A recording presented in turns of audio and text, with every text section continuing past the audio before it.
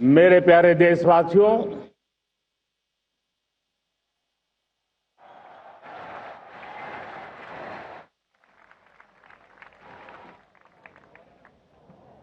आजादी का ये महापर्व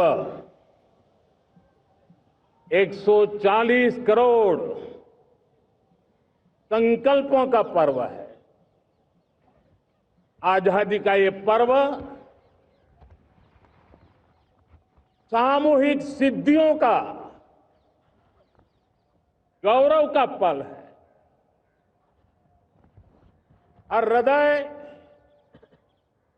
उमंग से भरा हुआ है। देश एकता की भावना को निरंतर मजबूती दे रहा है। 140 करोड़ देशवासी आज तिरंगे के रंग में रंगे हैं। हर घर तिरंगा, भारत के हर कोने से, चाहे रेगिस्तान हो या हिमालय की चोटियां, समंदर के तट हो या घनी आबादी वाले क्षेत्र, हर तरफ से एक ही गुंज है, एक ही जयकारा है। हमारी प्राण से भी प्यारी मातृभूमि का जयगान है।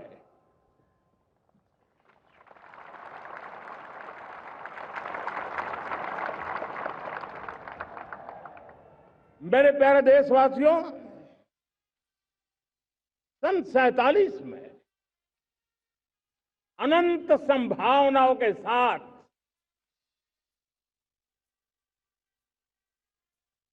कोटि कोटि भुजाओं के सामर्थ्य के साथ हमारा देश आजाद हुआ। देश की आकांक्षाएं उड़ाने भर रही थी, लेकिन चुनौतियां उससे भी कुछ ज्यादा थी। पूज्य बापू के सिद्धांतों पर चलते हुए संविधान सभा के सदस्यों ने एक बहुत ही महत्वपूर्ण दायित्व निभाया। भारत का संविधान गत 75 वर्ष से एक प्रकाश स्तंभ बनकर के हमें मार्ग दिखाता रहा है। भारत के संविधान निर्माता अनेक विद महापुरुष डॉक्टर राजेंद्र प्रसाद, बाबा साहब आंबेडकर, पंडित नेहरू, सरदार वल्लभ भाई पटेल, डॉक्टर सर्वपल्ली राधाकृष्णन जी, इतना ही नहीं, हमारी नारी शक्ति का भी योगदान कम नहीं था। हंसा मेहता जी, दाक्षायणी, वेलायुधन जैसी विदुषियों ने भी भारत के संविधान को सशक्त करने में अपनी भूमिका निभाई थी। आज लाल किले की प्राचीर से देश का मार्गदर्शन करने वाले, देश को दिशा देने वाला संविधान के निर्माताओं को आदरपूर्वक नमन करता हूं।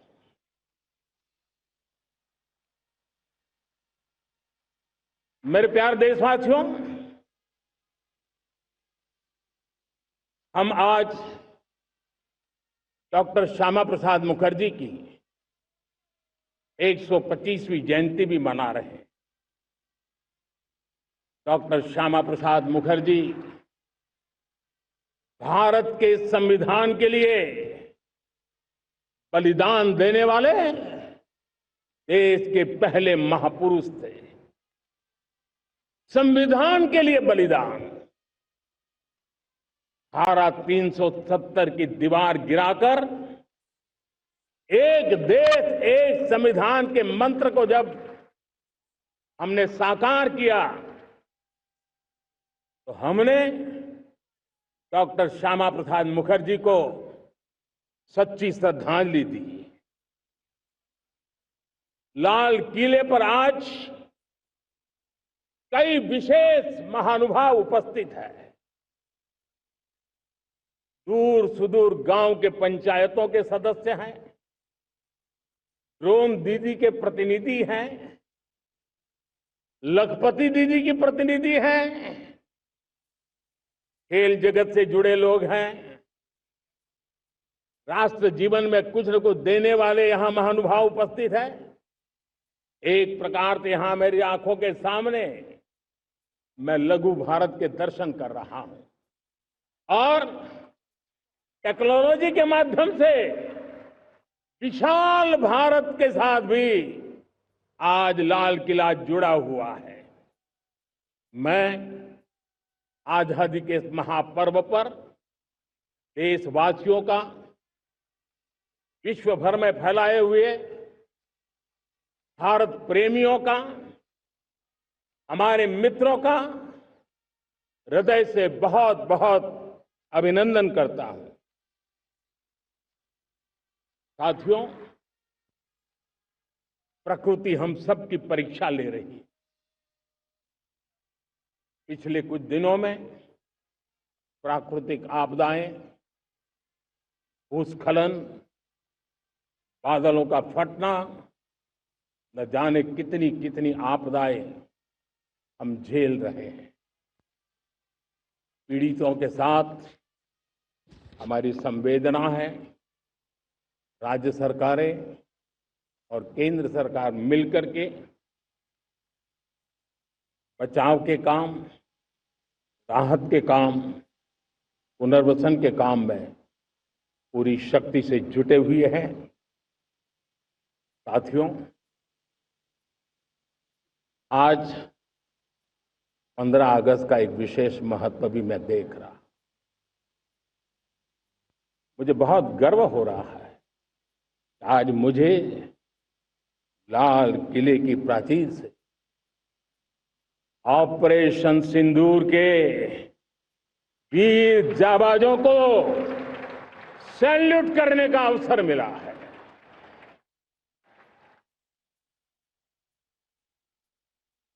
हमारे वीर जाबाज सैनिकों ने दुश्मनों को उनकी कल्पना से परे सजा दी है।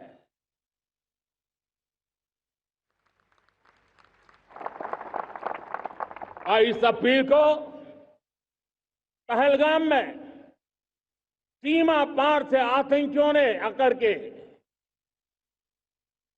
जिस प्रकार का कत्ले आम किया, धर्म पूछ करके लोगों को मारा गया। पत्नी के सामने पति को गोलियां दी, बच्चों के सामने अपने पिता को मौत के घाट उतार दिया गया। पूरा हिंदुस्तान आक्रोश से भरा हुआ था। पूरा विश्व भी इस प्रकार से संहार से चौंक गया था। मेरे प्यारे देशवासियों, ऑपरेशन सिंदूर उसी आक्रोश की अभिव्यक्ति है।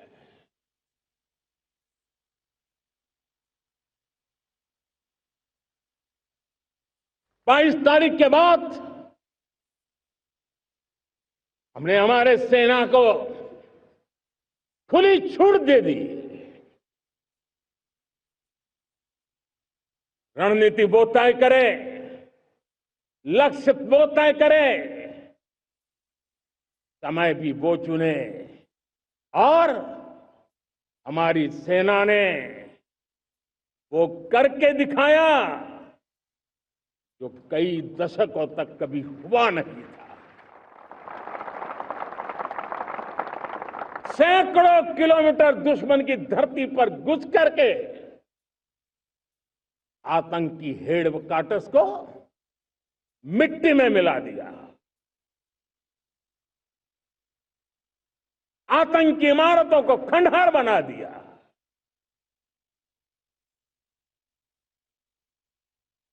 पाकिस्तान की नींद अभी भी उड़ी हुई है।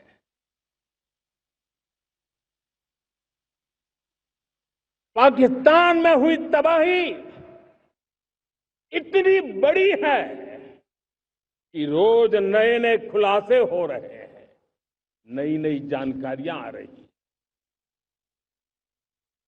मेरे प्यारे देशवासियों, हमारा देश कई दशकों से आतंक को झेलता आया हुआ है। देश के सीने को छलनी कर दिया गया है। अब हमने एक न्यू नॉर्मल प्रस्थापित किया। आतंक को और आतंकी को पालने पोसने वालों को, आतंकियों को ताकत देने वालों को अब हम अलग अलग नहीं मानेंगे।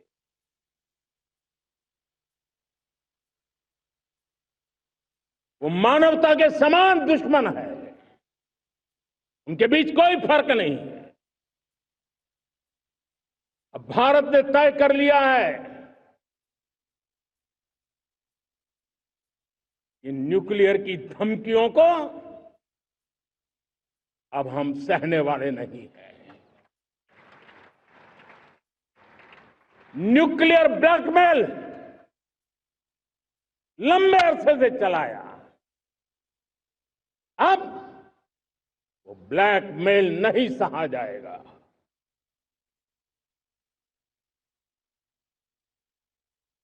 आगे भी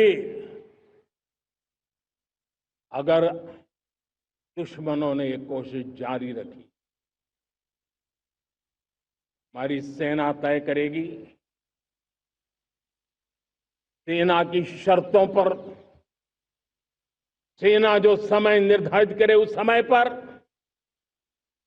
सेना जो तौर तरीके तय करे उस तौर तरीके से, सेना जो लक्ष्य तय करे उस लक्ष्य को अब हम अमल में ला करके रहने वाले हैं। हम मुंह तोड़ जवाब देंगे। मेरे प्यारे देशवासियों, भारत ने तय कर लिया है, खून और पानी एक साथ नहीं बहेंगे।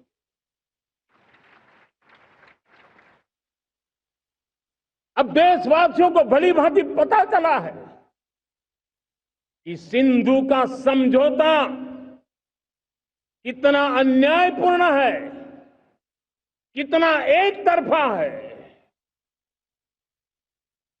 भारत से निकलती नदियों का पानी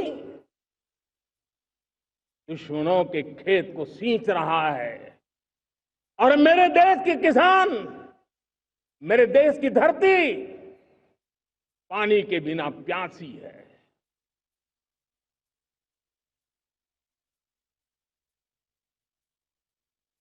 ये ऐसा समझौता था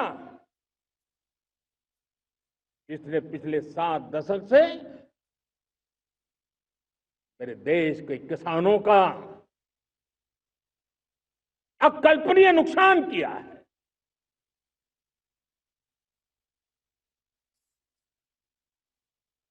अब हिंदुस्तान के हक का जो पानी है उस पर अधिकार सिर्फ और सिर्फ हिंदुस्तान का है, हिंदुस्तान के किसानों का है। भारत कतई सिंधु समझौते को, उस स्वरूप को दशकों तक सहा है, उस स्वरूप को आगे नहीं सहा जाएगा। किसान हित में, राष्ट्र हित में ये समझौता हमें मंजूर नहीं है। मेरे प्यारे देशवासियों, आजादी के लिए असंख्य लोगों ने बलिदान दी,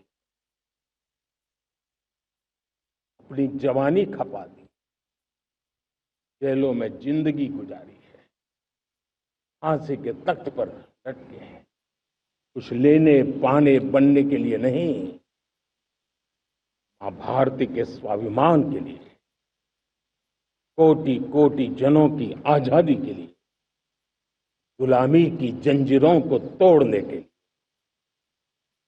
और मन में एक ही भाव था, स्वाभिमान। साथियों, गुलामी ने हमें निर्धन बना दिया, गुलामी ने हमें निर्भर भी बना दिया, औरों पर हमारी निर्भरता बढ़ती गई। हम सब जानते हैं, आजादी के बाद कोटि कोटि जनों के पेट भरना बड़ी चुनौती थी। यही मेरे देश के किसान हैं जिन्होंने खून पसीना एक करके देश के अन्न के भंडार भर दिए।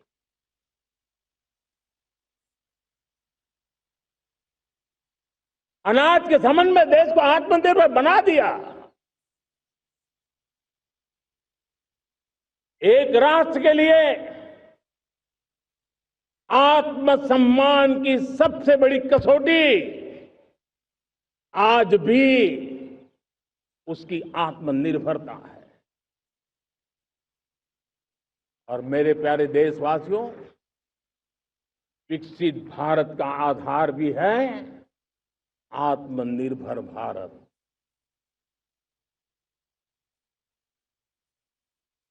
जो दूसरों पर ज्यादा निर्भर रहता है, उसकी आजादी पर उतना ही बड़ा प्रश्न चिन्ह लग जाता है। और दुर्भाग्य तो तब बन जाता है जब निर्भरता की आदत लग जाए, पता ही ना चले हम कब आत्मनिर्भरता छोड़ रहे हैं और कब किसी के निर्भर हो जाते हैं। ये आदत खतरे से खाली नहीं है और इसलिए प्रतिपल जागरूक रहना पड़ता है आत्मनिर्भर होने के लिए। और मेरे प्यारे देशवासियों, आत्मनिर्भरता का नाता सिर्फ आयात और निर्यात, रुपये, पैसे, पाउंड, डॉलर यहां तक सीमित नहीं है। इतना सीमित अर्थ उसका नहीं है। आत्मनिर्भरता का नाता हमारे सामर्थ्य से जुड़ा हुआ। और जब आत्मनिर्भरता खत्म होने लगती है तो सामर्थ्य भी निरंतर क्षीण होता जाता है। और इसलिए हमारे सामर्थ्य को बचाए रखने, बनाए रखने और बढ़ाए रखने के लिए आत्मनिर्भर होना बहुत अनिवार्य है। साथियों, हमने ऑपरेशन सिंदूर में देखा है मेड इन इंडिया की कमाल क्या थी। दुश्मन को पता तक न चला कि कौन से शस्त्रास्त्र है, ये कौन सा सामर्थ्य है जो पलक भर में उनको नष्ट कर रहा है। सोचिए, अगर हम आत्मनिर्भर होते न होते तो क्या ऑपरेशन सिंदूर इतनी त्वरित गति से हम कर पाते? पता नहीं कौन सप्लाई देगा नहीं देगा, साजो सामान मिलेगा नहीं मिलेगा, इसी की चिंता बनी रहती। लेकिन हमें मेड इन इंडिया की शक्ति हमारे हाथ में थी, सेना के हाथ में थी। इसलिए बिना चिंता, बिना रुकावट, बिना हिचकिचाहट हमारी सेना अपना पराक्रम करती रही। और ये पिछले 10 साल से लगातार डिफेंस के क्षेत्र में आत्मनिर्भरता पर हम एक मिशन लेकर के चले हैं, उसके नतीजे आज नजर आ रहे हैं। साथियों, मैं एक और विषय पर आपका ध्यान आकर्षित करना चाहता हूं। ये बात से कोई इनकार नहीं कर सकता कि 21वीं सदी टेक्नोलॉजी ड्रिवन सेंचुरी है। और जब टेक्नोलॉजी ड्रिवन है और इतिहास की तरफ नजर करें तो पता है, इतिहास गवाह है, जिन जिन देशों ने टेक्नोलॉजी में महारत हासिल की, वो देश विकास की ऊंचाइयों को पार कर गए, शिखर पर पहुंच गए।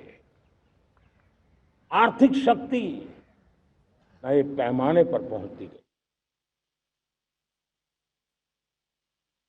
हम जब टेक्नोलॉजी के अलग अलग आयामों की बात करते हैं तो मैं आपका ध्यान आकर्षित करता हूं सेमीकंडक्टर्स पे। उदाहरण के तौर पे बताता हूं,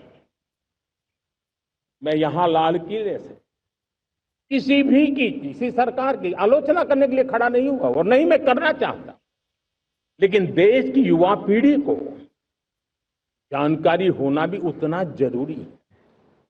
हमारे देश में 50-60 साल पहले सेमीकंडक्टर को लेकर के फाइलें शुरू हुई। 50-60 साल पहले फैक्ट्री का विचार चालू हुआ। आप मेरे नौजवानों जानकर के हैरान हो जाएंगे, आज सेमीकंडक्टर जो पूरी दुनिया की एक ताकत बन गया है, 50-60 साल पहले वो विचार, वो फाइलें अटक गई, लटक गई, अटक गई। सेमीकंडक्टर के विचार की ही भ्रूण हत्या हो गई। 50-60 साल गवा दी। हमारे बाद कई देश सेमीकंडक्टर में आज महारत हासिल करके दुनिया में अपनी ताकत को प्रस्थापित कर रहे हैं। साथियों, आज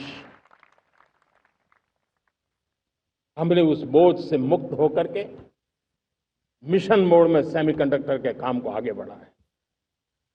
6 अलग अलग सेमीकंडक्टर के यूनिट्स जमीन पर उतर रहे हैं। 4 नए यूनिट्स को हमने ऑलरेडी हरी झंडी दिखा दी है, ग्रीन सिग्नल दे दिया है। और देशवासियों और मेरे खास करके नौजवानों, इसी वर्ष के अंत तक मेड इन इंडिया, भारत की बनी हुई, भारत में बनी हुई, भारत के लोगों द्वारा बनी हुई मेड इन इंडिया चिप्स बाजार में आ जाएगी।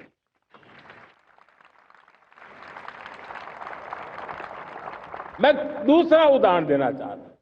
अब ऊर्जा के क्षेत्र में हम सब जानते हैं कि हम एनर्जी के लिए बहुत सारे देशों पर डिपेंडेंट है। पेट्रोल हो, डीजल हो, गैस हो, लाखों करोड़ रुपए हमें खर्च करके लाना पड़ता है। हमें इस संकट से देश को आत्मनिर्भर बनाना, ऊर्जा में आत्मनिर्भर बनाना बहुत जरूरी है। हमने बीड़ा उठाया और आज 11 वर्ष में सोलर एनर्जी 30 गुना बढ़ चुकी है। हम नए नए डैम बना रहे हैं, ताकि हाइड्रो का विस्तार हो और हमें क्लीन एनर्जी की उपलब्ध हो। भारत मिशन ग्रीन हाइड्रोजन लेकर के आज हजारों करोड़ रुपए इन्वेस्ट कर रहा है। भविष्य की ऊर्जा को ध्यान में रख करके, ऊर्जा के क्षेत्रों को ध्यान में रख करके भारत न्यूक्लियर एनर्जी पर भी बहुत बड़े इनिशिएटिव ले रहा है। न्यूक्लियर एनर्जी में 10 नए न्यूक्लियर रिएक्टर तेजी से काम कर रहे हैं। 2047 तक, जो कि हमने विकसित भारत का लक्ष्य तय किया है, जब देश की आजादी के 100 साल होंगे, हम परमाणु ऊर्जा क्षमता 10 गुना से भी अधिक बढ़ाने का संकल्प लेकर के आगे बढ़ रहे हैं। मेरे प्यारे देशवासियों, रिफॉर्म एक निरंतर प्रक्रिया है। समयानुकूल परिस्थिति के अनुसार रिफॉर्म करते जाना होता है। हम न्यूक्लियर एनर्जी के क्षेत्र में बहुत बड़े रिफॉर्म लेकर के आए। अब हमने प्राइवेट सेक्टर के लिए भी परमाणु ऊर्जा को उसके द्वार खोल दिए हैं। हम शक्ति को जोड़ना चाहते। मेरे प्यारे देशवासियों, दुनिया जब आज ग्लोबल वार्मिंग को लिए चिंता करती है, तब मैं विश्व को भी बताना चाहता हूं कि भारत ने तय किया था कि हम 2030 तक क्लीन एनर्जी भारत में 50% पहुंचा देंगे। ये लक्ष्य हमारा 2030 तक था। मेरे देशवासियों का सामर्थ्य देखिए, मेरे देशवासियों की संकल्प शक्ति देखिए, मेरे देशवासियों को विकसित भारत बनाने का संकल्प को पूर्ण करने के लिए उनकी दौड़ देखिए। हमने जो लक्ष्य 2030 में तय किया था, वो 50% क्लीन एनर्जी का लक्ष्य 2025 में हमने कर लिया। 5 साल पहले हमने अचीव कर लिया, क्योंकि विश्व के प्रति भी हम उतने ही संवेदनशील हैं, प्रकृति के प्रति भी उतने ही हम जिम्मेवार लोग हैं। मेरे प्यारे देशवासियों, बजट का बहुत बड़ा हिस्सा ये पेट्रोल, डीजल, गैस, इन सबको लाने के लिए खर्च होता था। लाखों करोड़ रुपए चले जाते थे। अगर हम ऊर्जा में डिपेंडेंट न होते, तो वो धन मेरे देश के नौजवानों के भविष्य के लिए काम आता। वो धन मेरे देश के गरीबों को गरीबी के खिलाफ लड़ाई लड़ने में काम आता। वो धन मेरे देश के किसानों के कल्याण में काम आता। वो धन मेरे देश के गांव की परिस्थिति को पलटने के लिए काम आता। लेकिन हमें विदेशों को देना पड़ रहा है। अब हम आत्मनिर्भर बनने की दिशा में काम कर रहे हैं। देश को विकसित बनाने के लिए हम अब समुद्र मंथन की तरफ भी जा रहे हैं। हमारे समुद्र के मंथन को आगे बढ़ाते हुए हम समुद्र के भीतर के तेल के भंडार, गैस के भंडार, उसको खोजने की दिशा में एक मिशन मोड में काम करना चाहते हैं। और इसलिए भारत ने national deep water exploration mission शुरू करने जा रहा है। ये ऊर्जा इंडिपेंडेंट बनने के लिए ये हमारी महत्वपूर्ण घोषणा है। मेरे प्यारे देशवासियों, आज पूरा विश्व क्रिटिकल मिनरल को लेकर के बहुत ही सतर्क हो गया है। उसके सामर्थ्य को लोग भली भांति समझने लगे हैं। कल तक जिस तरफ ज्यादा ध्यान नहीं था, वो आज सेंटर स्टेज पे है। हमारे लिए भी क्रिटिकल मिनरल्स में आत्मनिर्भरता बहुत अनिवार्य है। एनर्जी का सेक्टर हो, इंडस्ट्री का सेक्टर हो, रक्षा क्षेत्र हो, टेक्नोलॉजी के हर क्षेत्र हो, आज क्रिटिकल मिनरल्स की टेक्नोलॉजी के अंदर बहुत अहम भूमिका है। और इसलिए नेशनल क्रिटिकल मिशन हमने लॉन्च किया है। 1200 से अधिक स्थानों पर खोज का अभियान चल रहा है और हम क्रिटिकल मिनरल में भी आत्मनिर्भर बनने की दिशा में आगे बढ़ रहे हैं। मेरे प्यारे देशवासियों, स्पेस सेक्टर का कमाल तो हर देशवासी देख रहा, गर्व से भर जा रहा। और हमारे group captain Shubhanshu Shukla space station से लौट चुके हैं और आने वाले कुछ दिनों में वो भारत भी आ रहे हैं। हम स्पेस में भी अपने दम पर आत्मनिर्भर भारत गगनयान की तैयारी कर रहे हैं।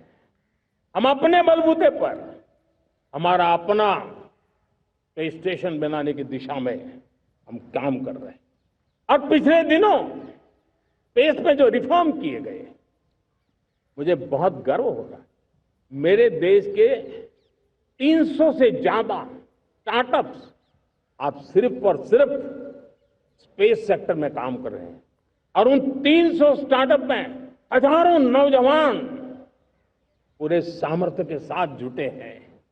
ये है मेरे देश के नौजवानों की ताकत और ये है हमारे देश के नौजवानों के प्रति विश्वास। मेरे प्यारे देशवासियों, 140 करोड़ भारतवासी 2047 में जब आजादी के 100 साल होंगे, विकसित भारत के संकल्प को परिपूर्ण करने के लिए पूरी ताकत से जुटे हैं। इस संकल्प की पूर्ति के लिए भारत आज हर सेक्टर में आधुनिक इकोसिस्टम तैयार कर रहा है और आधुनिक इकोसिस्टम हर क्षेत्र में हमारे देश को आत्मनिर्भर बनाएगा। आज मेरा लाल किले की प्राचीर से मेरे देश के युवा वैज्ञानिकों को, मेरे टैलेंटेड यूथ को, मेरे इंजीनियर्स को और प्रोफेशनल्स को और सरकार के हर विभागों को भी मेरा आह्वान है, क्या हमारा अपना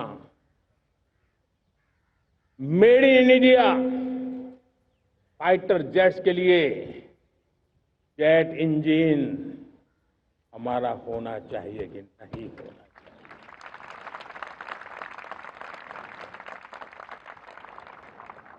हम फार्मा ऑफ द वर्ल्ड माने जाते हैं। वैक्सीन में हम नए नए विक्रम स्थापित करते हैं, लेकिन क्या समय की मांग नहीं है? हम रिसर्च और डेवलपमेंट में और ताकत लगाएं, हमारे अपने पेटेंट हो,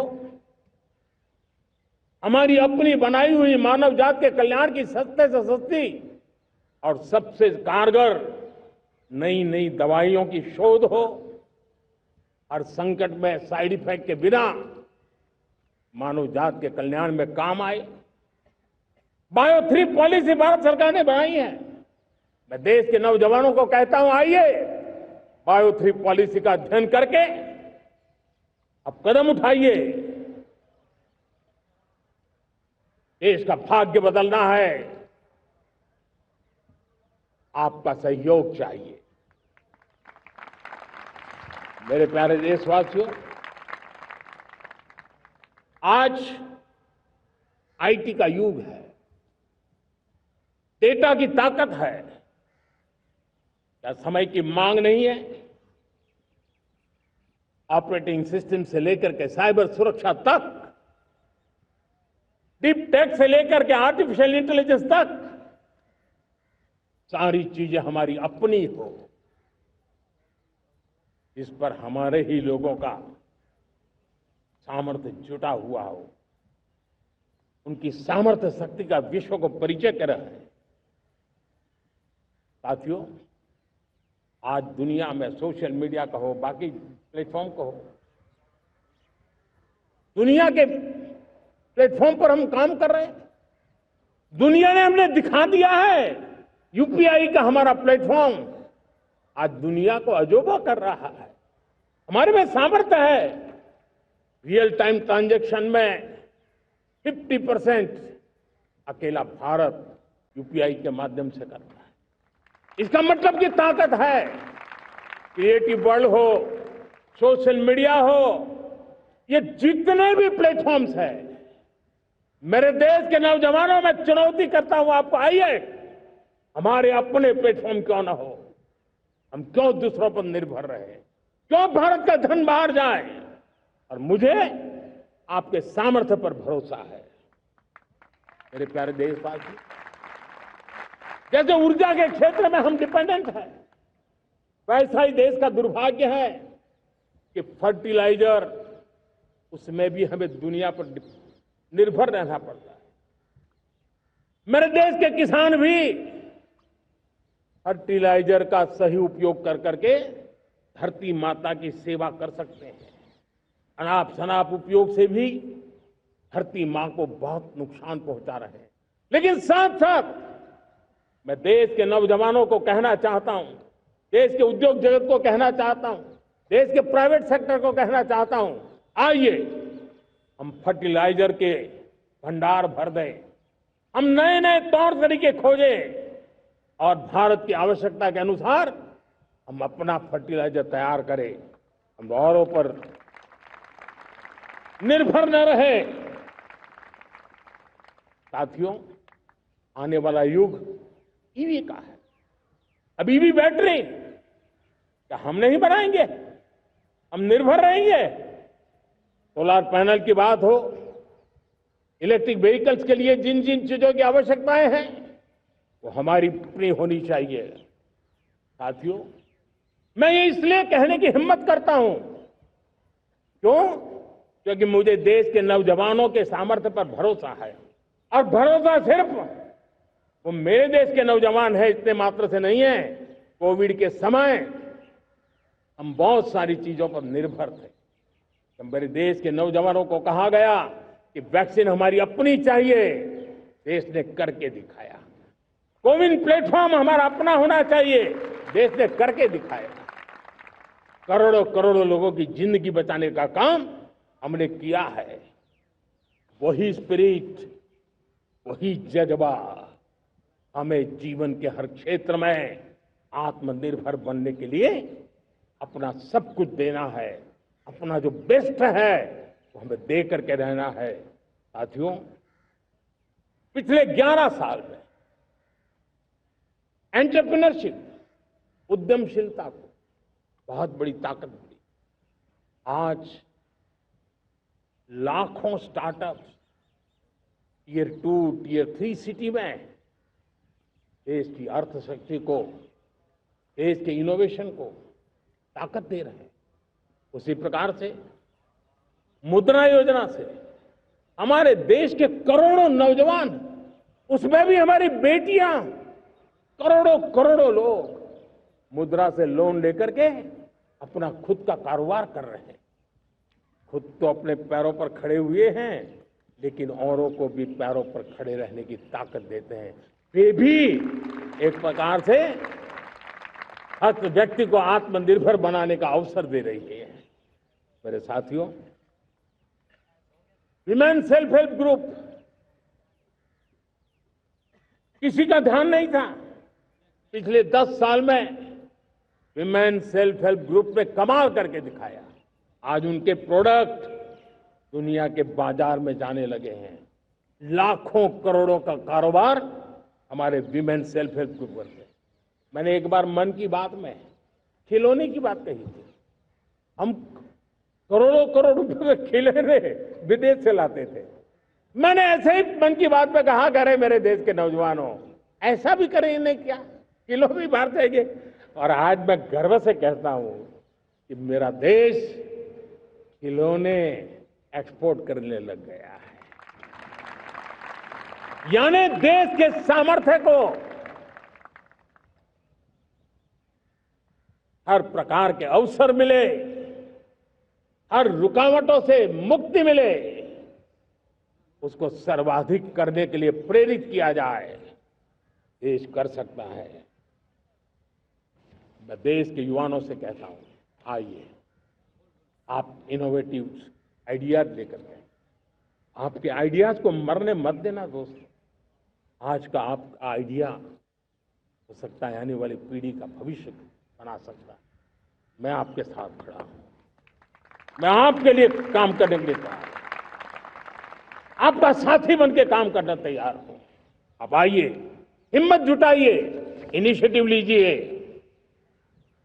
जो युवा मैन्युफैक्चरिंग के बारे में सोचते हैं, आइए आगे बढ़िए।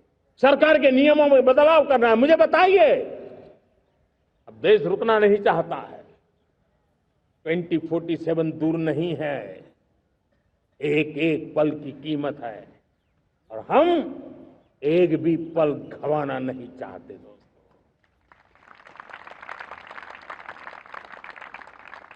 साथियों, ये आगे बढ़ने का अवसर है,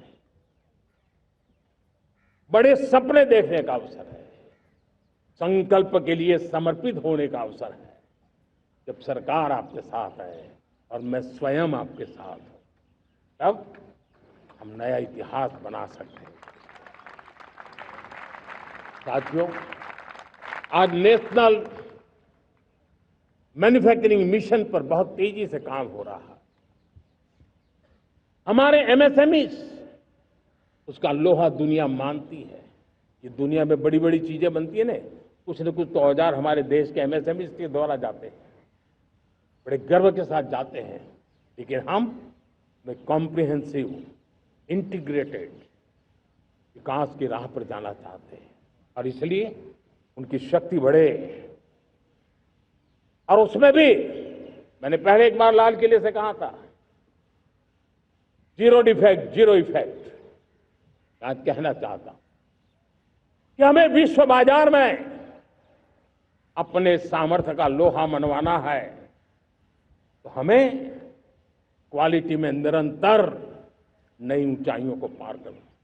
दुनिया क्वालिटी को स्वीकार करती है, हमारी गुणवत्ता सबसे ज्यादा हो और सरकार के भी प्रयास हो, रॉ मटेरियल की भी उपलब्धि हो, हमारी प्रोडक्शन की कॉस्ट कैसे कम हो, हम उसमें दम रह गए। और साथियों, हम सभी जो उत्पादन के क्षेत्र में लगे हैं, उन सबका मंत्र होना चाहिए, दाम कम लेकिन दम ज्यादा। हमारी हर प्रोडक्ट का दम ज्यादा हो लेकिन दाम कम हो। इस भाव को लेकर के हमें आगे बढ़ना है। मेरे प्यारे देशवासियों, आजादी के लिए अनगिनत लोगों ने बलिदान दिए हैं। मैंने पहले भी कहा, जवानी खपा दी, फांसी पे लटक गए। क्यों? स्वतंत्र भारत के लिए। 75-100 साल पहले का वो कालखंड याद कीजिए। पूरा देश स्वतंत्र भारत के मंत्र को लेकर के जीता था। आज समय की मांग है, स्वतंत्र भारत का मंत्र लेकर के जीने वालों ने हमें स्वतंत्र भारत दिया। आज 140 करोड़ देशवासियों का एक ही मंत्र होना चाहिए, समृद्ध भारत। अगर कोटि कोटि लोगों के बलिदान से स्वतंत्र भारत हो सकता है, तो कोटि कोटि लोगों के संकल्प से, पुरुषार्थ से, आत्मनिर्भर बनने से, वोकल फॉर लोकल की बात करने से, स्वदेशी का मंत्र को जापने से समृद्ध भारत भी बन सकता है। वो पीढ़ी स्वतंत्र भारत के लिए खप गई थी। ये पीढ़ी समृद्ध भारत के लिए नए कदम उठाए, यही समय की मांग है। और इसलिए मैं आज बार बार आग्रह करता हूं और मैं देश के सभी इन्फ्लुएंसर्स को कहना चाहता हूं, इस मंत्र को आगे बढ़ाने में मेरी मदद कीजिए। मैं सभी राजनीतिक दलों को, राजनेताओं को सबसे कहता हूं कि आइए, ये किसी राजनीतिक दल का एजेंडा नहीं है, भारत हम सबका है। हम मिलकर के वोकल फॉर लोकल उस मंत्र को हर नागरिक के जीवन का मंत्र बनाएं। भारत में बनी हुई, भारत के नागरिकों के पसीने से बनी हुई वो चीजें जिसमें भारत की मिट्टी की महक हो और जो भारत के आत्मनिर्भर के संकल्प को ताकत देता हो, हम उसी को खरीदेंगे, हम उसी का उपयोग करेंगे। हम उस दिशा में आगे आए, यह हमारा सामूहिक संकल्प हो। देखते ही देखते हम दुनिया बदल देंगे दोस्तों। मैं आज हर छोटे मोटे व्यापारी को, दुकानदार से आग्रह करना चाहता हूं, आपकी भी जिम्मेवारी है। हम छोटे थे, हमने कभी बाजार में देखा नहीं था कि शुद्ध घी की दुकान, ऐसे ही लिखा जाता था घी की दुकान। लेकिन समय रहते लोग लिखने लगे शुद्ध घी की दुकान। मैं चाहता हूं देश में ऐसे व्यापारी आगे आए, ऐसे दुकानदार आए कि हाँ स्वदेशी माल बिकता है, वो बोर्ड लगा रहा है। हम स्वदेशी का गर्व करने लगे। हम स्वदेशी मजबूरी में नहीं, मजबूती के साथ उपयोग करेंगे, मजबूती के लिए उपयोग करेंगे और जरूरत पड़ी तो औरों को मजबूर करने के लिए उपयोग करेंगे। ये हमारी ताकत होनी चाहिए, ये हमारा मंत्र होना चाहिए। मेरे प्यारे देशवासियों,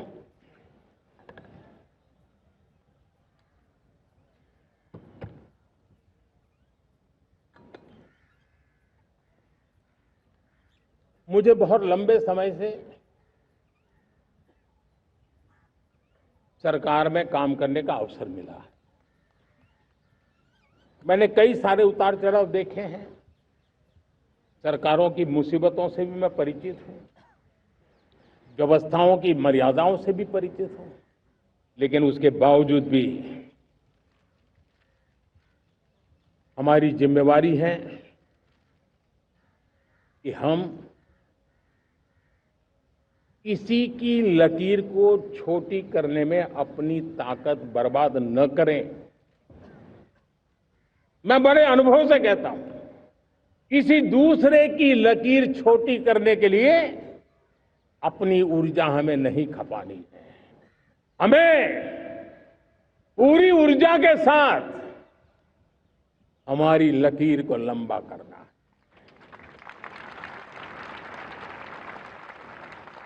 हम अगर अपनी लकीर लंबी करते हैं तो दुनिया भी हमारा लोहा मानेगी। आज जब वैश्विक परिस्थितियों में आर्थिक स्वार्थ दिनों दिन बढ़ रहा है, तब समय की मांग है कि हम उन संकटों के रोते बैठने की जरूरत नहीं है। हिम्मत के साथ हम अपनी लकीर को लंबी करें। और मैं 25 साल के शासन के अनुभव से कह सकता हूं, अगर ये रास्ता हमने चुन लिया, हर किसी ने चुन लिया, तो फिर कोई स्वार्थ हमें अपनी चंगुल में नहीं फंसा सकता है। मेरे प्यारे देशवासियों, बीता दशक रिफॉर्म, परफॉर्म, ट्रांसफॉर्म कर रहा है। लेकिन अब हमें और नई ताकत से जुड़ना है।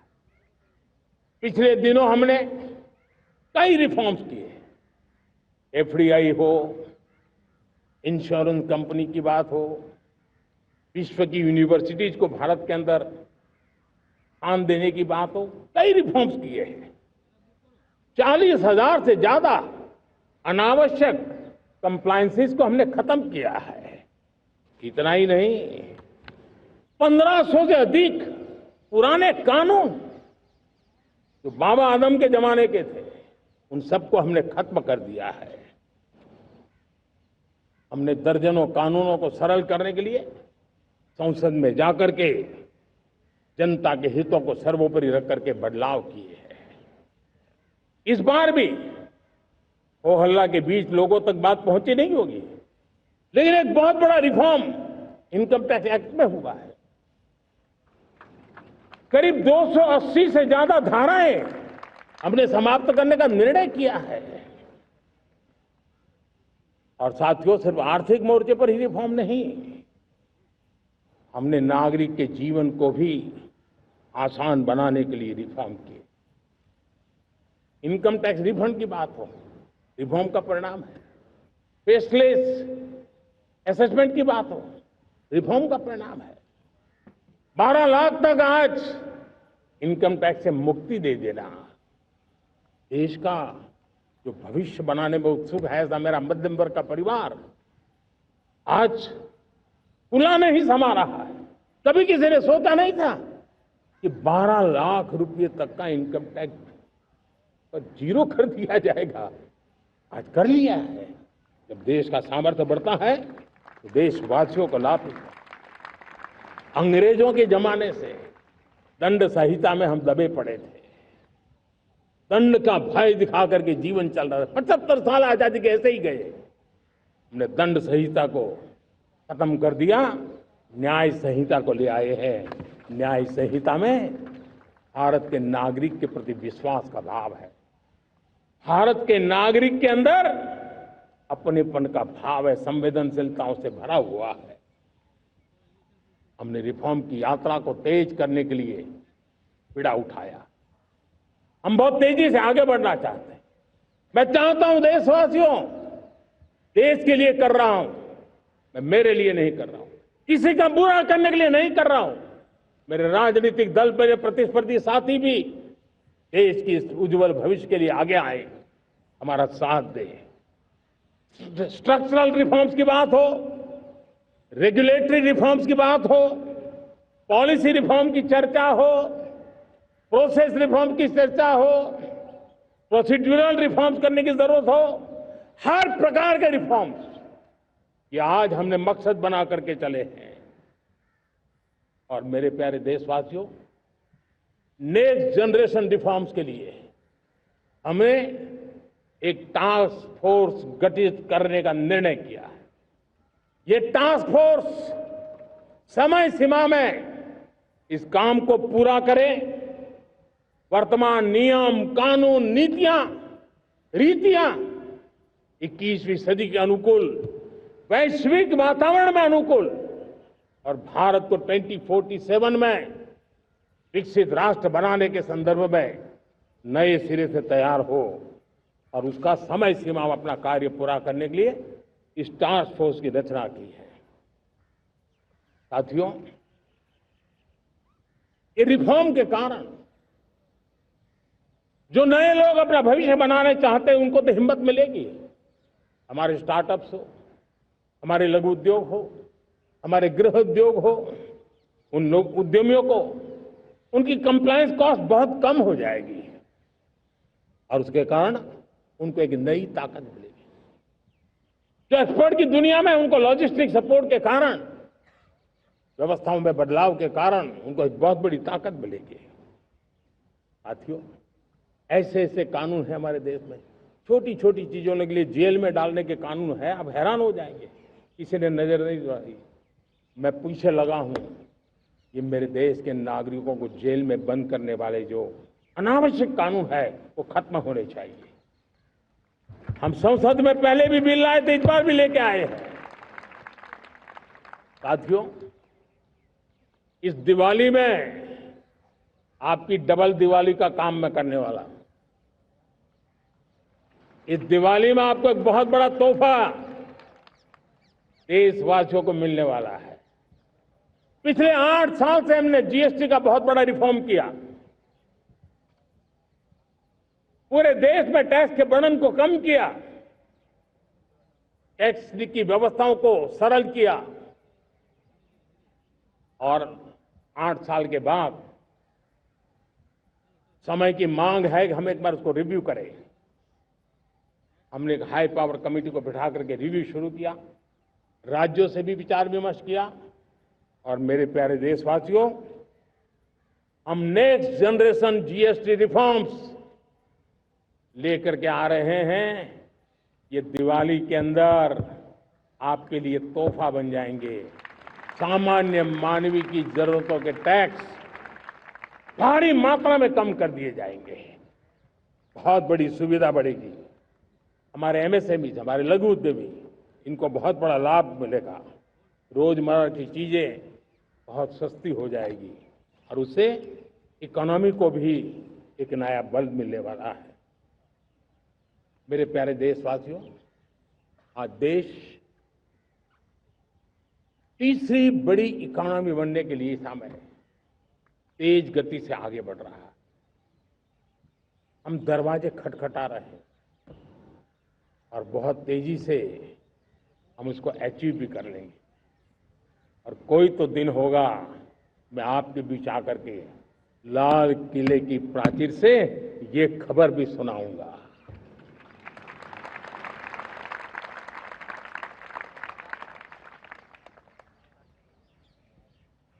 आज भारत की अर्थव्यवस्था और आर्थिक स्थिति को लेकर पूरी दुनिया आश्वस्त है। इतनी अस्थिरता के बीच आशा की किरण बना हुआ है भारत का फाइनेंशियल डिसिप्लिन, भारत की फाइनेंस की ऊर्जा। संकट के घेरे में जब अर्थव्यवस्था पड़ी हुई है, तब भारत ही उसे बाहर निकलेगा, ये भरोसा दुनिया में पनपा है। आज इन्फ्लेशन कंट्रोल में है, फॉरेन एक्सचेंज रिजर्व हमारे बहुत मजबूत है, हमारे मैक्रो इकोनॉमिक इंडिकेटर्स बहुत मजबूत है। ग्लोबल रेटिंग एजेंसी भी लगातार भारत की सराहना करती हैं, भारत की अर्थव्यवस्था पर ज्यादा से ज्यादा विश्वास व्यक्त कर रही है। ये बढ़ती हुई अर्थव्यवस्था का लाभ मेरे देश के गरीबों को मिले, मेरे देश के किसानों को मिले, मेरे देश की नारी शक्ति को मिले, मेरे देश के मध्यम वर्ग को मिले, मेरे देश की विकास धारा को ताकत देने वाला बने। उस दिशा में हम नए नए प्रयास करें। आज युवाओं के लिए नए नए सेक्टर्स में हमारे नौजवानों के लिए अवसर बन रहे हैं। स्किल डेवलपमेंट, स्वरोजगार, बड़ी बड़ी कंपनियों में इंटर्नशिप, इस पर एक बहुत बड़े स्तर पर अभियान चल रहा है। और इसलिए देश के नौजवानों, आज मैं आपके लिए भी एक खुश खबर लेकर के आया, मेरे देश के नौजवानों के लिए आया। आज 15 अगस्त है। आज 15 अगस्त के ही दिन मेरे देश के युवाओं के लिए 1 लाख करोड़ रुपए की योजना हम चालू कर रहे हैं, लागू कर रहे हैं। आज से प्रधानमंत्री विकसित भारत रोजगार योजना आज ही 15 अगस्त को लागू हो रही है। ये आपके लिए बहुत खुशखबरी है। इस योजना के तहत निजी क्षेत्र में पहली नौकरी पाने वाले नौजवान को, बेटे बेटी को 15,000 रुपया सरकार की तरफ से दिए जाएंगे। कंपनियों को भी नए रोजगार देने के अवसर जो भी ज्यादा जुटाएगा उनको भी प्रोत्साहन राशि दी जाएगी। प्रधानमंत्री विकसित भारत रोजगार योजना करीब करीब 3.5 करोड़ नौजवानों को रोजगार के नए अवसर बनाएगी। मैं सभी नौजवानों को इसके लिए बहुत बहुत बधाई देता हूं।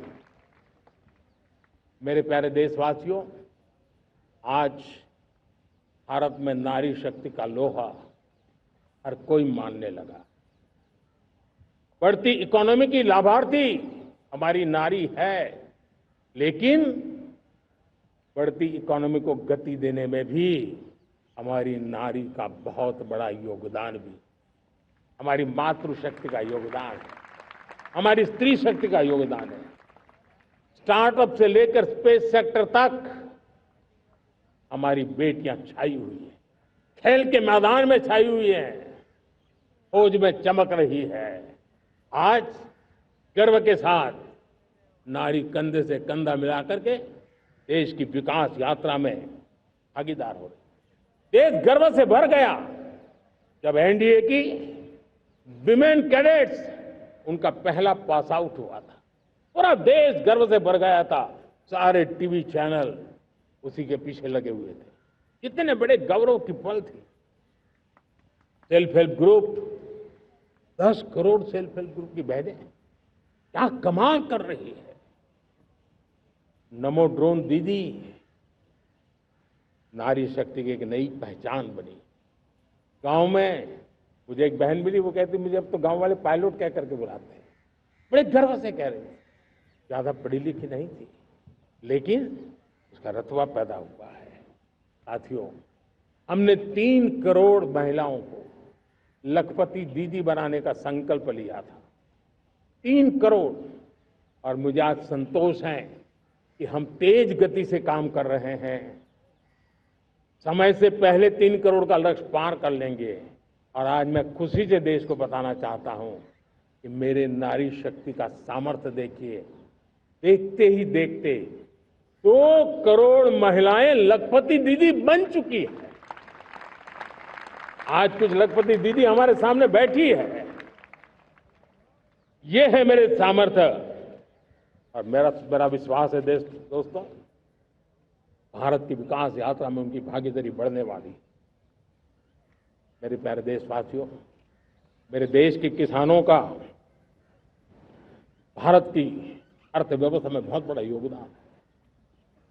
भारत के किसानों की मेहनत रंग ला रही है। पिछले साल अनाज के उत्पादन में मेरे देश के किसानों ने के पुराने सारे विक्रम तोड़ दिए।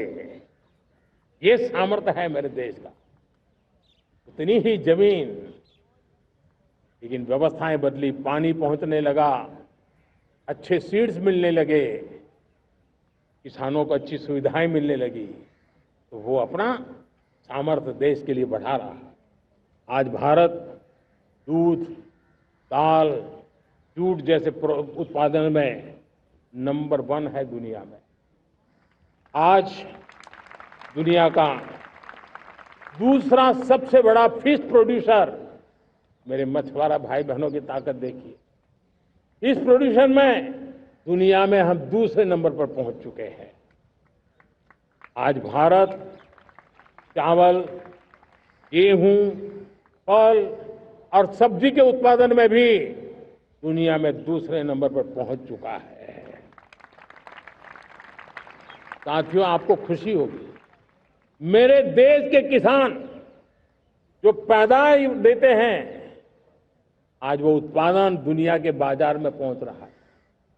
4 लाख करोड़ रुपया एग्रो प्रोडक्ट का एक्सपोर्ट हुआ है। ये मेरे देश के किसानों ने भी ताकत दिखाई है। हम छोटे किसान हो, पशुपालक हो, मछुआरे हो, देश के विकास की अनेक योजनाओं का लाभ आज हम उन तक पहुंचा रहे हैं। पीएम किसान सम्मान निधि हो, रेन वाटर हार्वेस्टिंग हो, सिंचाई की योजनाएं हो, क्वालिटी सीड्स हो, फर्टिलाइजर की आवश्यकता हो, हर क्षेत्र में आज और किसान को एक भरोसा हो गया है फसल बीमा का, वो साहसिक बना रहा, उसका परिणाम भी देश को मिल रहा है। जो पहले कल्पना की बात थी आज हकीकत बन रही है। देशवासियों, हमारे देश के पशुधन को बचाने में हमें कोविड की वैक्सीन मुफ्त में मिली, वो तो याद है, लेकिन हम पशुधन के लिए भी अब तक 125 डोज मुफ्त में पशुओं को लगा चुके हैं। फूट एंड माउथ डिसीज से मुक्ति पाने के लिए, जो हमारा यहां उत्तर भारत में उसे खुरपका मुंहपका बीमारी कहते हैं, उसे बचाने के लिए 125 करोड़ डोज हम लगा चुके हैं और मुफ्त में लगा चुके हैं। हम खेती के मामले में देश के वो जिले जहां के किसान औरों से पीछे रह गए, किसी न किसी कारण से 100 जिले ऐसे हैं जहां अपेक्षाकृत कम खेती है, और इसलिए हमने 100 जिले आइडेंटिफाई किए हैं पूरे देश में से, और वहां के किसानों को एम्पावर करना, किसानों को शक्ति देना, किसानों को मदद करने का एक अभियान चलाया है। और इसके लिए पीएम धन धान्य कृषि योजना का आरंभ किया है। पीएम धन धान्य कृषि योजना वो देश के 100 जिले जहां थोड़ी सी भी मदद कर देंगे तो वहां का किसान भी भारत के अन्य किसानों की बराबरी कर देगा। मेरे प्यारे देशवासियों, भारत के किसान, भारत के पशुपालक, भारत के मछुआरे, ये हमारी सबसे बड़ी प्राथमिकता है। भारत के किसान, भारत के मछुआरे, भारत के पशुपालक, उनसे जुड़ी किसी भी अहितकारी नीति के आगे मोदी दीवार बन के खड़ा है।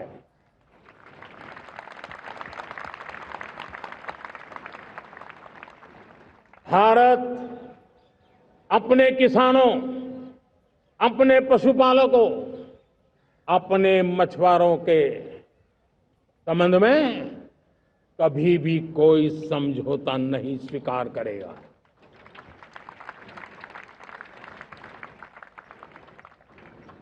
प्यारे देशवासियों, गरीबी क्या होती है मुझे किताबों में पढ़ना नहीं पड़ा है, मैं जानता हूं। सरकार में भी रहा हूं और इसलिए मेरी कोशिश रही है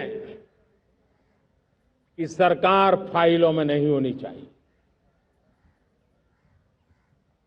सरकार देश के नागरिकों की लाइफ में होनी चाहिए। दलित हो, पीड़ित हो, शोषित हो, वंचित हो, उनके लिए सकारात्मक रूप से सरकारें प्रोएक्टिव हो, सरकारें प्रो पीपल हो, उस दिशा में हम निरंतर प्रयास कर रहे हैं। समाज के हर जरूरत व्यक्ति के लिए, कुछ लोगों को लगता है कि सरकार की योजनाएं पहले भी आती, जी नहीं, हम सरकार की योजनाओं को जमीन पर उतार रहे हैं, सैचुरेशन पर बल देते हैं। और सामाजिक न्याय का अगर कोई सच्चा एजुकेशन है तो सैचुरेशन में है, जिसमें कोई हकदार छूटे नहीं, हकदार के घर तक सरकार जाए और उसे अपना हक की चीजें मिले, उसके लिए हम काम कर रहे हैं। जनधन अकाउंट जब खोले गए ना, वो सिर्फ बैंक का अकाउंट था ऐसा नहीं है, उसे एक स्वाभिमान मिला था कि बैंक के दरवाजे मेरे लिए भी खुलते हैं, मैं भी बैंक के दरवाजे में जाकर के टेबल पे हाथ रख करके बात कर सकता हूं। ये विश्वास हमने जगाया है। आयुष्मान भारत ने बीमारी को सहने की आदत से मुक्ति दिलाने का और उनको अच्छे स्वास्थ्य के लिए मदद करने का काम। और जब हम वरिष्ठ नागरिकों को 5 लाख रुपए से ज्यादा मदद कर करके उनके आरोग्य की चिंता करते हैं, आज पीएम आवास 4 करोड़ गरीबों को घर मिलना मतलब जिंदगी के नए सपने वहां सजते हैं। वो सिर्फ 4 दीवारें नहीं है दोस्तों। रेहड़ी पटरी वालों के लिए पीएम स्वनिधि योजना, जो कभी प्याज के चक्कर में फंसा रहता था, आज पीएम स्वनिधि से रेहड़ी पटरी वाला भी, और आपने देखा वो यूपीआई से पैसे लेता है, यूपीआई से पैसे देता है। ये बदलाव आखिरी व्यक्ति तक चिंता, लोगों की लाइफ में सरकार होनी चाहिए। उसी के कारण ये जमीन से जुड़ी योजनाएं बनती हैं, और जमीन से जुड़ी योजनाएं जमीन पर उतरती हैं, और जमीन से उतरी हुई योजनाएं जीवन में बदलाव लाने का एक सशक्त माध्यम बन जाती हैं। एक समय था, गरीब हो, पीड़ित हो, आदिवासी हो, वंचित हो, दिव्यांग हो, हमारी विधवा माताएं बहनें हो, अपने हक के लिए दर दर भटकते रहते थे। सरकारी दफ्तरों में चक्कर लगाते लगाते जिंदगी पूरी हो जाती। आज सरकार आपके दरवाजे पर आती है, सैचुरेशन के अप्रोच को लेकर के आती है। करोड़ों लाभार्थियों को सरकारी योजनाओं का लाभ मिल रहा है। डायरेक्ट बेनिफिट ट्रांसफर एक बहुत बड़ा क्रांतिकारी काम हुआ है। साथियों, गरीबी हटाओ के नारे देश ने बहुत सुने हैं, लाल किले से भी सुने, और देश सुन सुन करके थक गया था, और देश ने मान लिया था कि गरीबी हट नहीं सकती है। लेकिन जब हम योजनाओं को गरीब के घर तक ले जाते हैं, विश्वास को गरीब के मन में हम पैदा करते हैं, तो मेरे देश के 25 करोड़ गरीब गरीबी को परास्त कर करके, गरीबी से बाहर निकल करके एक नया इतिहास बनाते हैं। आज 10 करोड़ गरीब, और 10 वर्ष में 25 करोड़ से ज्यादा गरीब गरीबी को परास्त कर करके गरीबी से बाहर निकले हैं, और एक न्यू मिडिल क्लास तैयार हुआ है। मेरे साथियों, ये न्यू मिडिल क्लास और मिडिल क्लास एक ऐसी जुगलबंदी है जिसमें एस्पिरेशन भी है, एफर्ट भी है। वो देश को आगे बढ़ाने के लिए बहुत बड़ा सामर्थ्य बनने वाली है। मेरे प्यारे देशवासियों, बहुत ही निकट भविष्य में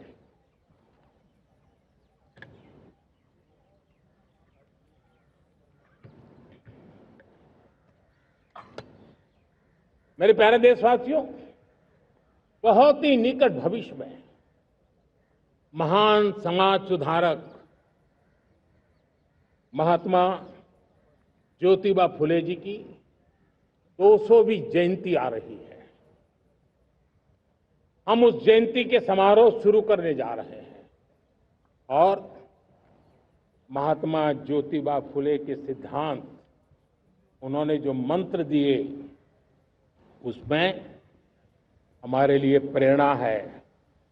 पिछड़े को प्राथमिकता, पिछड़े को प्राथमिकता देते हुए हम परिवर्तन की ऊंचाइयों को प्राप्त करना चाहते हैं। हम इसके लिए परिश्रम की पराकाष्ठा करना चाहते हैं। हम पारदर्शी नीतियों के द्वारा पिछड़ों को प्राथमिकता, ये हम धरती पर उतारना चाहते हैं, हर पिछड़े के जीवन में उतारना चाहते हैं।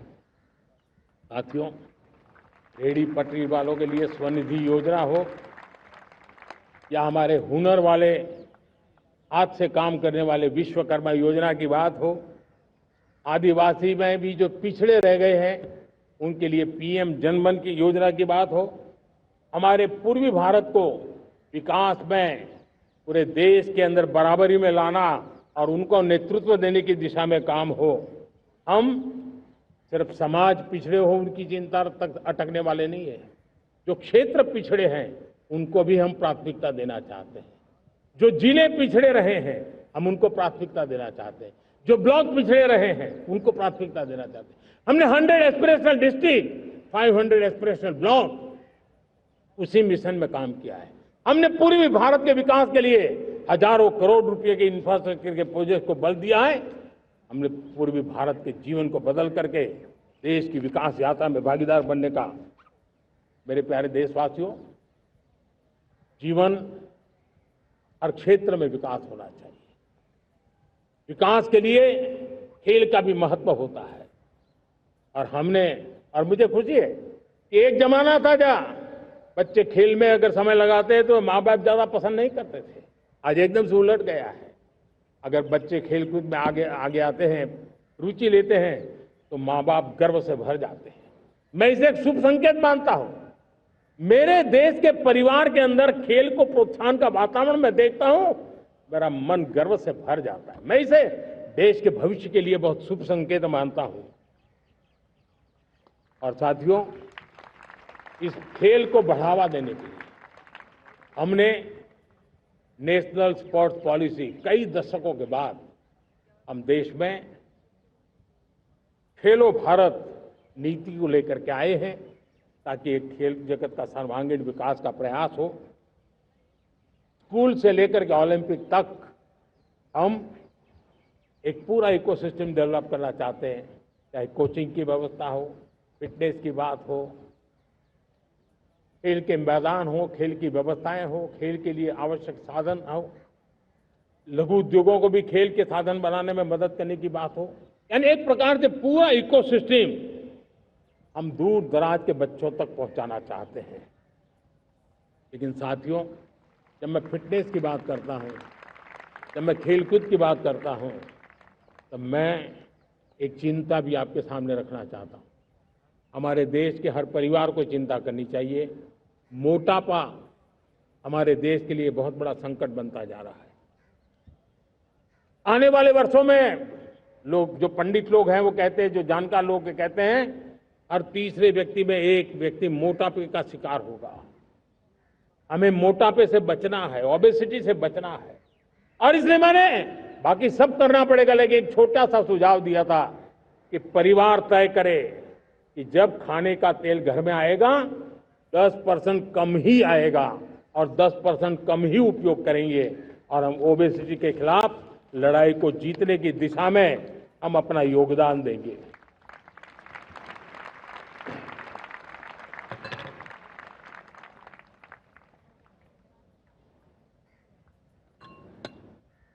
मेरे प्यारे देशवासियों, हमारा देश भाग्यवान है। हजारों साल की विरासत के हम धनी हैं, और वो हमें निरंतर ऊर्जा मिलती है, प्रेरणा मिलती है, त्याग और तपस्या की राह मिलती है। आज गुरु तेग बहादुर, यह वर्ष गुरु तेग बहादुर जी का 350वां शहीदी वर्ष है। देश की संस्कृति की रक्षा, भारत के मूल्यों की रक्षा के लिए उन्होंने अपना सब कुछ न्योछावर कर दिया। मैं आज उनको नमन करता हूं। साथियों, हमारी संस्कृति की ताकत हमारी विविधता है। हम विविधता को सेलिब्रेट करना चाहते हैं। हम विविधता को सेलिब्रेट करने की आदत बनाना चाहते हैं। यह हमारा गौरव है कि हमारा भारत माँ का यह बगीचा कितने विविध प्रकार के फूलों से सजा हुआ है, कितनी विविधताएं हैं। ये विविधता हमारे लिए एक बहुत बड़ा, हमारी विरासत है, बहुत बड़ा गौरव है। हमने प्रयागराज के महाकुंभ में देखा भारत की विविधता को कैसे जिया जाता है। एक स्थान पर करोड़ों लोग, एक ही भाव, एक ही प्राण, एक ही प्रयास, दुनिया के लिए बहुत बड़ा अजूबा है।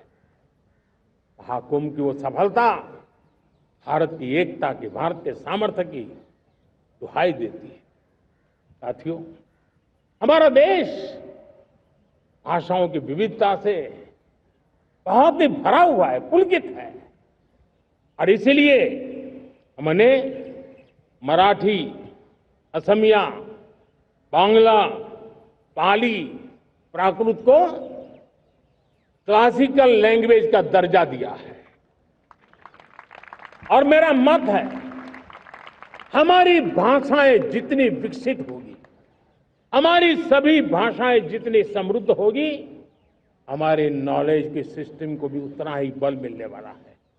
और हमारी वो ताकत है, आज जब डेटा का जमाना है ना, तो ये ताकत दुनिया के लिए भी बड़ी ताकत बन सकती है। इतना सामर्थ्य हमारी लैंग्वेज में। हमें हमारी सभी भाषाओं पर गर्व होना चाहिए। हमारी सभी भाषाओं के विकास के लिए हर किसी ने बनते हुए प्रयास करना चाहिए। साथियों, पांडुलिपि में हमारे ज्ञान के भंडार पड़े हैं, लेकिन उसके प्रति उदासीनता रही है।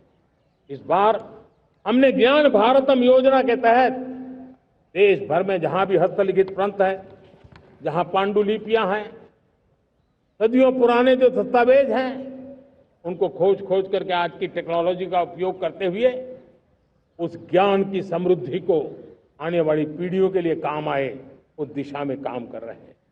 मेरे प्यारे देशवासियों, हमारा स्पष्ट मत है, यह देश सिर्फ सरकारें नहीं बनाती है, ये देश राज सत्ता पर विराजमान लोग ही नहीं बनाते हैं, ये देश शासन की धुरा संभालने वाले नहीं बनाते हैं।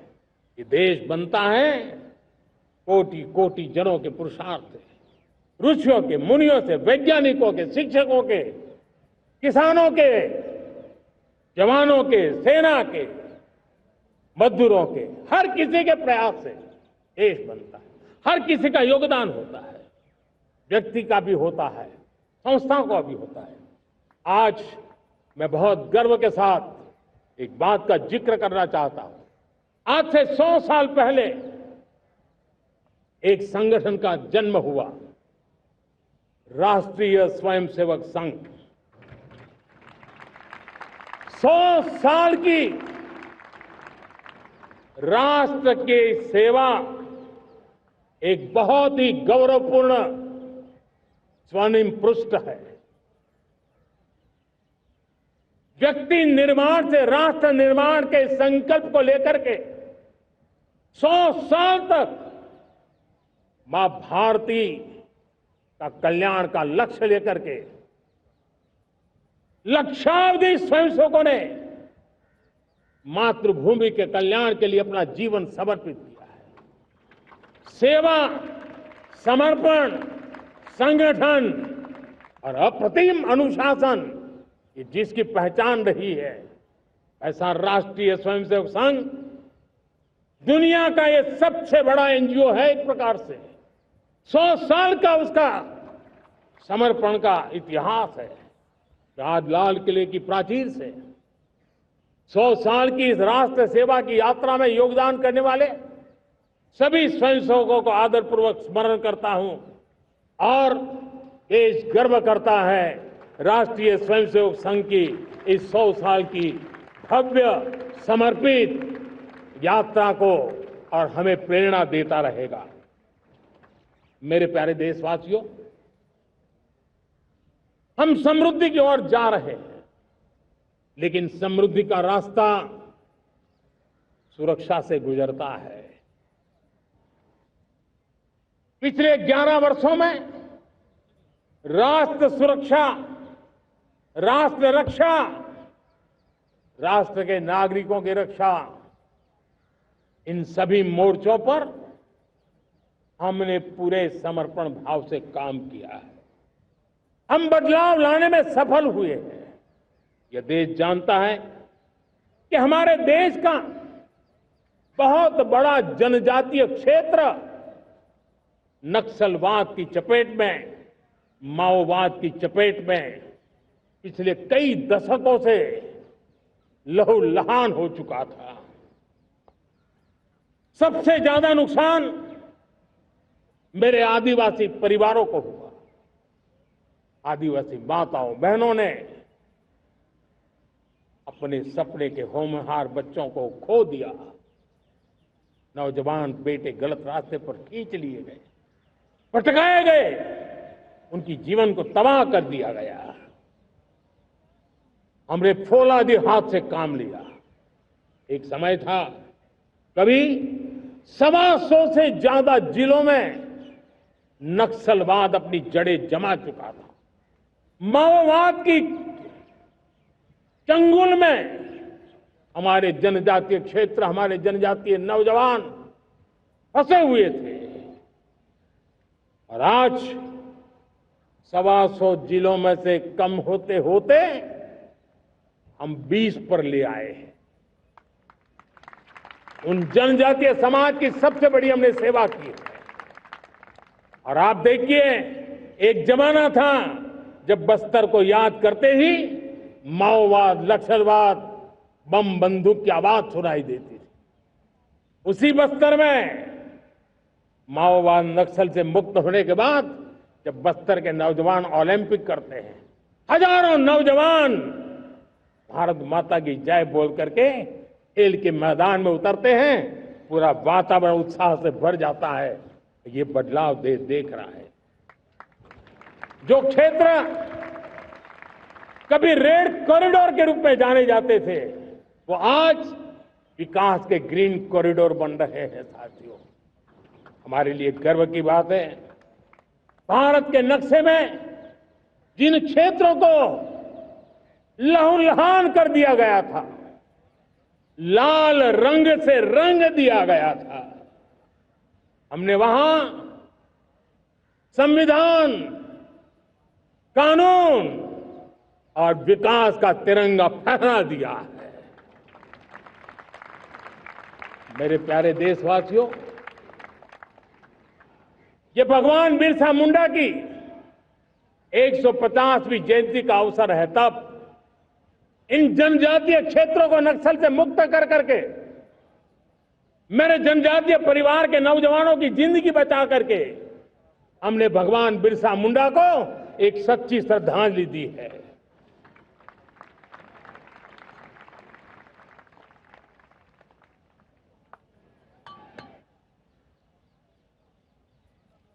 मेरे प्यारे देशवासियों,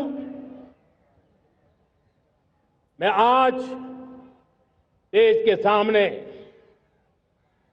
एक चिंता, एक चुनौती के संबंध में आगाह करना चाहता हूं। षड्यंत्र के तहत, सोची समझी साजिश के तहत देश की डेमोग्राफी को बदला जा रहा है। एक नए संकट के बीज बोए जा रहे हैं। और ये घुसपैठिए मेरे देश के नौजवानों की रोजी रोटी छीन रहे हैं। एक घुसपैठिए मेरे देश की बहन बेटियों को निशाना बना रहे हैं। ये बर्दाश्त नहीं होगा। ये घुसपैठिए भोले भाले आदिवासियों को भ्रमित करके उनकी जमीनों पर कब्जा कर रहे हैं। ये देश सहन नहीं करेगा। और इसलिए मेरे प्यारे देशवासियों, जब डेमोग्राफी परिवर्तन होता है, सीमावर्ती क्षेत्रों में डेमोग्राफी में परिवर्तन होता है, तब राष्ट्रीय सुरक्षा के लिए संकट पैदा होता है। देश की एकता, अखंडता और प्रगति के लिए ये संकट पैदा, सामाजिक तनाव के बीज बो देता है। और कोई देश अपना देश घुसपैठियों के हवाले नहीं कर सकता है। दुनिया का कोई देश नहीं कर सकता है, तो हम भारत को कैसे कर सकते हैं? हमारे पूर्वजों ने त्याग और बलिदान से आजादी पाई है, हमें स्वतंत्र भारत दिया है। उन महापुरुषों के प्रति हमारा कर्तव्य है कि हम हमारे देश में ऐसी हरकतों को स्वीकार न करें। उनकी सच्ची श्रद्धांजलि होगी। और इसलिए मैं आज लाल किले की प्राचीर से कहना चाहता हूं, हमने एक हाई पावर्ड डेमोग्राफी मिशन शुरू करने का निर्णय किया है। ये मिशन, इस मिशन के द्वारा ये जो भीषण संकट नजर आ रहा है, भारत पे मंडरा रहा है जो संकट है, उसको निपटाने के लिए तय समय में सुविचारित, सुनिश्चित रूप से अपने कार्य को करेगा। उस दिशा में हम आगे बढ़ रहे हैं। मेरे प्यारे देशवासियों, कल जन्माष्टमी का पावन पर्व है। भगवान श्री कृष्ण का जन्मोत्सव देश में मनाया जाता है। साथियों, जब मुझे भगवान श्री कृष्ण याद आते हैं तो हम देख रहे हैं कि पूरे विश्व में आज युद्ध के तौर तरीके बदल रहे हैं। हमने देखा है कि भारत युद्ध के हर नए तौर तरीकों को निपटने में समृद्ध है। हमने ऑपरेशन सिंदूर में दिखा दिया है, टेक्नोलॉजी में जो भी महारत थी। पाकिस्तान ने हमारे सैन्य ठिकानों पर, हमारे एयरबेस पर, हमारे संवेदनशील स्थलों पर, हमारे आस्था के केंद्रों पर, हमारे नागरिकों पर मिसाइल्स, ड्रोन अनगिनत मात्रा में उन्होंने वार किया। देश ने देखा है, लेकिन देश को सुरक्षित रखने के जो प्रयास पिछले 10 साल में हुए हैं, उस ताकत का परिणाम था कि उनके हर हमले को हमारे जाबाजों ने और हमारी टेक्नोलॉजी ने तिनके की तरह बिखेर दी।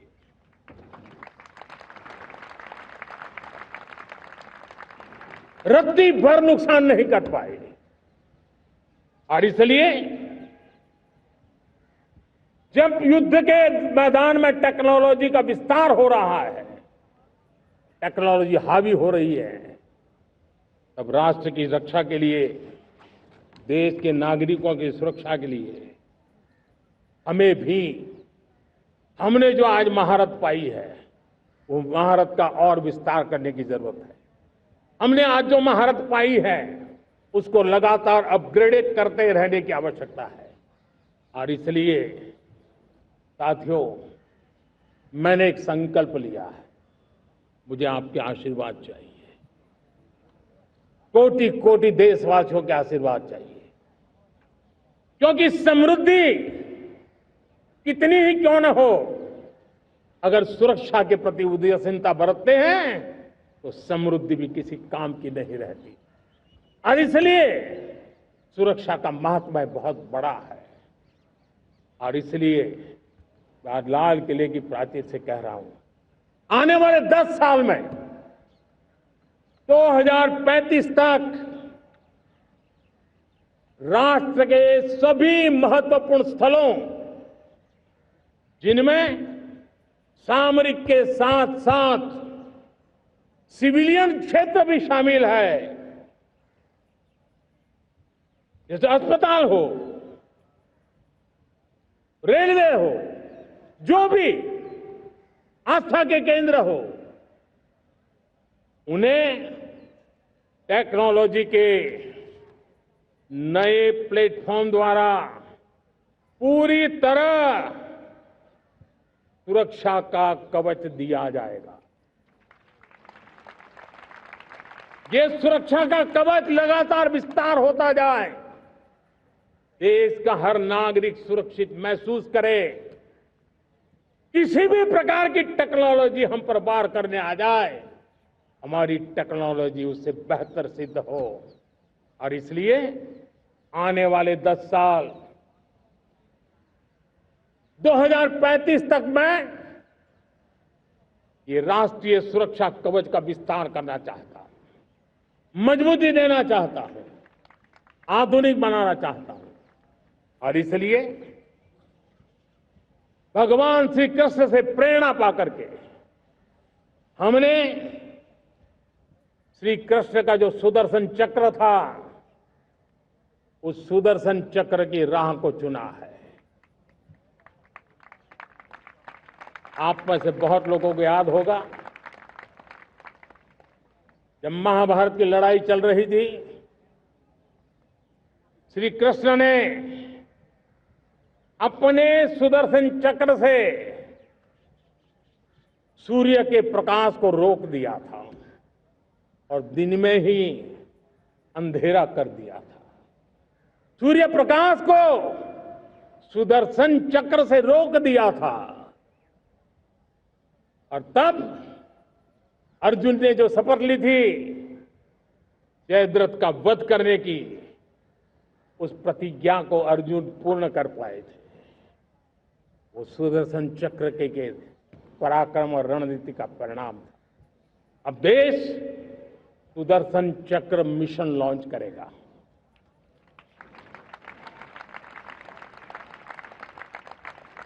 ये मिशन सुदर्शन चक्र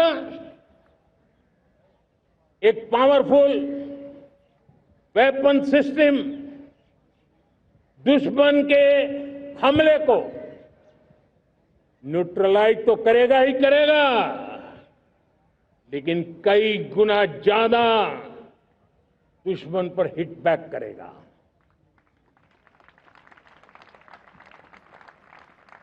हमने